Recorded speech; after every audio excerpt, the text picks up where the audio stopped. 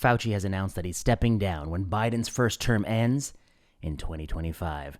Fauci has been at the helm of the National Institutes of Allergy and Infectious Disease since 1984. It'll be 40 years when he finally steps down from the directorship of the NIAID. It's a long career with many things that happen along the way. I just want to talk about a few things in terms of the man's legacy as he steps down. Now, I won't want to rehash his whole career. Of course, it's going to take a long time. And I also want to say that as somebody who has met the man face to face, and somebody who trained at the NIH, I, of course, like most doctors of my generation, have respect for him because I learned from his book, because I got to read his articles as I was coming up. I will say that during the course of the pandemic, I've disagreed with him strongly, and I worry that his legacy will ultimately be shaped by how he chose to push for certain policies during the COVID-19 pandemic. And I worry that, that will be the ultimate judge of his legacy. And right now, I think he still enjoys the status of almost a godlike reverence among at least people on one political side. And I think even on the other side, there's a group of people I think who dislike him. But I think that there are a lot of people who still respect him as a neutral scientist. I think with more and more time, that there may be a more objective view of the strengths and weaknesses during the COVID-19 pandemic. And that's what I want to talk about here as he is stepping down. But before I get to that, I got to say right off the bat that it surprises me that we are okay with somebody holding the directorship of a federal agency, particularly a scientific agency that sets the agenda, for 40 years. I think no matter who it is, it could be the person you love the most and the person you dislike the most, no matter who it is, no one should be able to be director of NIAID for 40 years. There should be a term limit, 10 years, and then you're done. Why? Because science needs fresh blood and fresh ideas to constantly rejuvenate itself. And no one person should be in charge of power for that long.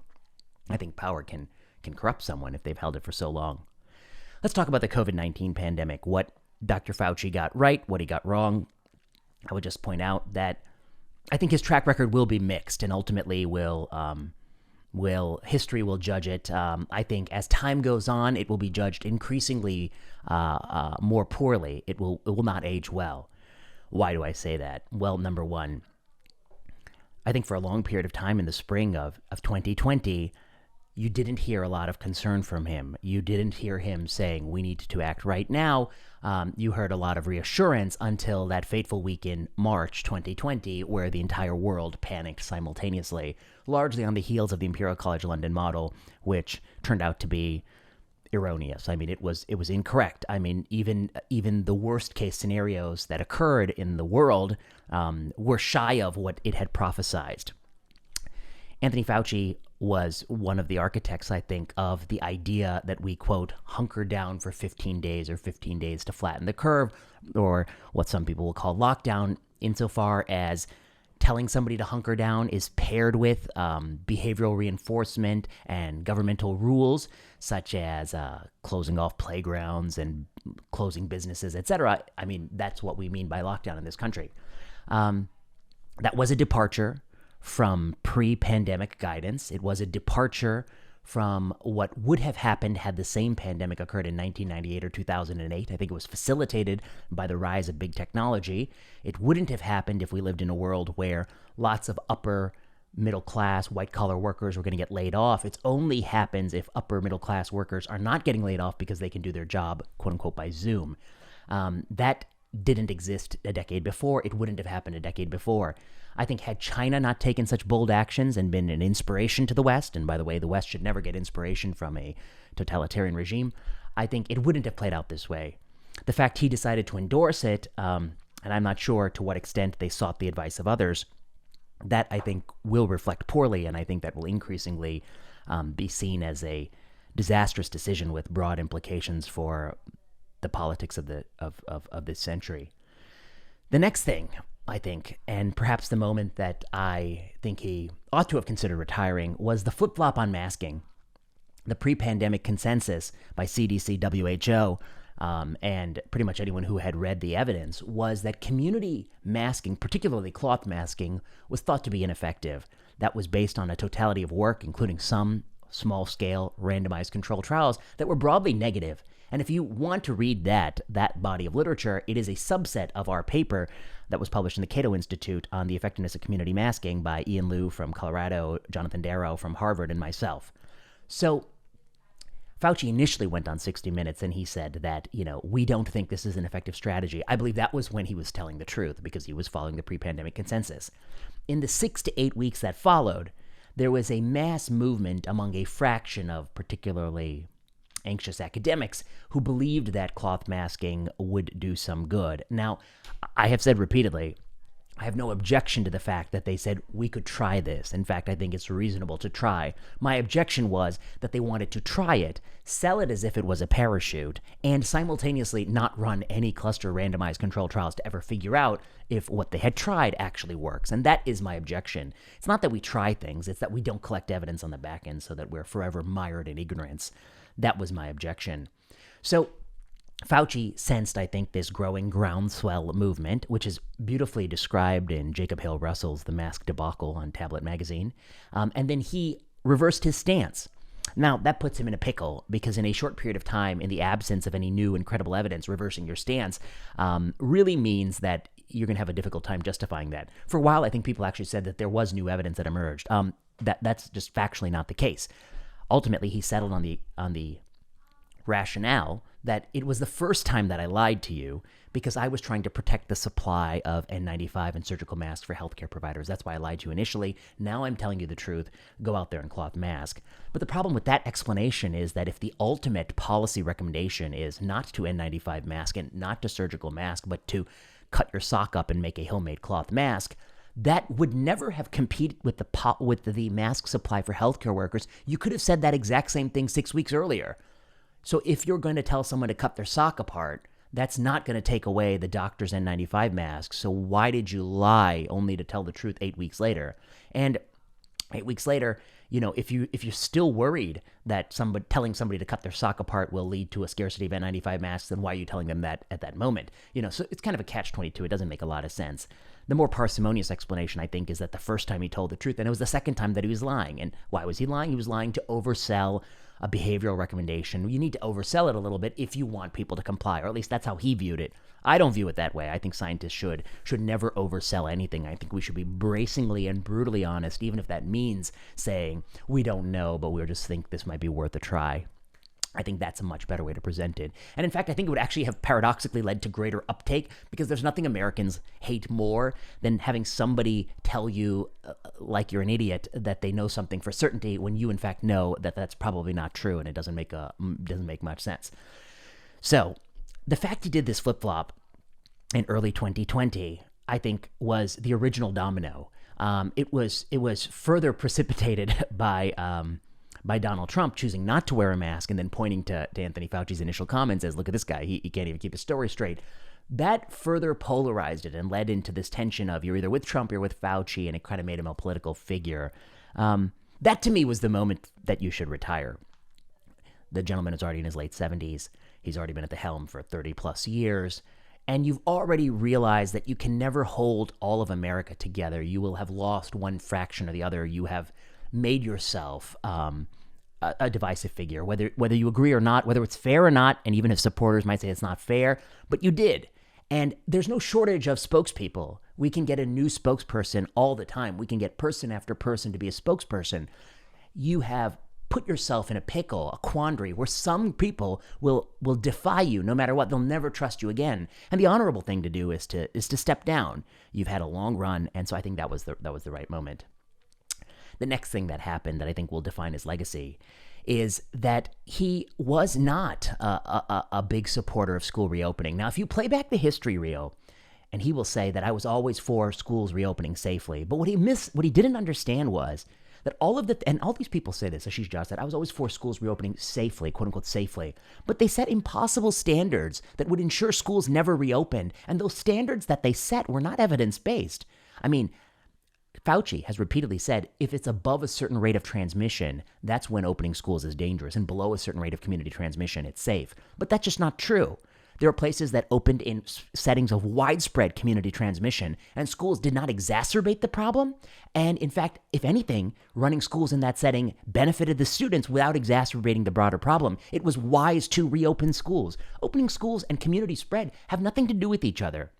An elegant paper in the fall of 2020 from Germany, where it had staggered summer breaks, which allow you to disambiguate the effects of policies that were implied across the country from the school opening and closure, found that it didn't tip it one way or the other. Closing schools didn't slow spread, and opening schools didn't exacerbate spread.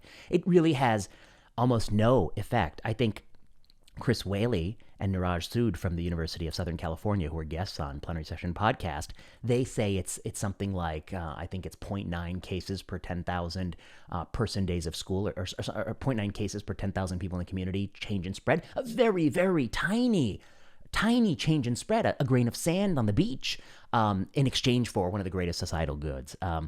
So I think that's where we're talking about, either no effect or a very, very modest effect. Fauci, of course, wanted them to reopen safely, but it wasn't clear what it means to be safe, and the things that they were asking for, like refitting the building with HEPA filters and et cetera, it's unclear that that was necessary to do. And also universal masking of kids. It's still unclear whether or not that actually slows community spread. Universal masking of school children with cloth masks has no cluster randomized trials to support it. So Fauci kind of created some sort of arbitrary rules to reopen schools, and that ironically poisoned schools because people weren't going to do those arbitrary things. What he should have said was that schools should always be open, and, or even more, that I am not, that no one person is science, which is unfortunately a quote that he actually said. No one person is all of science. No one person is God. We need to hear from broad, diverse stakeholders about this very difficult trade-off, including economists, who I think would have lent a very good perspective to that dialogue. There are some other articles that I read. Politico. This is from April 10th. As Tallahassee was getting to reopen schools, as DeSantis, I think, defied lots of America by pushing to reopen schools. Politico reports, quote, Fauci, kids could get infected if Florida reopens schools. And he positioned himself as opposed to Florida school reopening. I think it's abundantly clear that that was the wrong side of the issue. But seeing another Republican governor opening schools and seeing Anthony Fauci, now the prince of the left, opposing that, saying, quote, if you have a situation where you don't have really good control over an outbreak and you allow children together, they will likely get infected, end quote, said Anthony Fauci, fear-mongering about MISC and kids. If you have that dynamic, of course, it would push the liberal states and liberal districts not to reopen schools, which was probably the single greatest domestic policy failure of 25 years. Fauci, of course, is implicated in that. Another article, this is from Deadline, April 8th, 2020. White House advisor Fauci says schools safe to return in the fall, while LA Unified School District maintains possible May 1st return. Fauci did not support reopening in the spring. That was missing a golden opportunity to reopen schools. And then the last article that I will share here on the screen is Education Week. Education Week, which is, I think, geared towards teachers. This is called Teaching Profession. It says Anthony Fauci to teachers, quote, you'll be part of the experiment in reopening schools, part of the experiment. Obviously, that level of fear-mongering was part of the reason I suspect that the teachers' unions opposed school reopening so vehemently, leading to this catastrophic policy error. I think when the tape is honestly played back and the man's legacy is honestly judged, he will found to be implicated both in lockdown strategies and in prolonged school closure, a problem that he exacerbated with his rhetoric. I think ultimately, the teachers' union will eventually face the growing public discontent at their choices, and they will have to offer someone as a scapegoat. And they may say, we will see what they say, but I speculate they will point to certain figures who spoke to them privately, who told them repeatedly that under current conditions it would be very, very unsafe to reopen schools.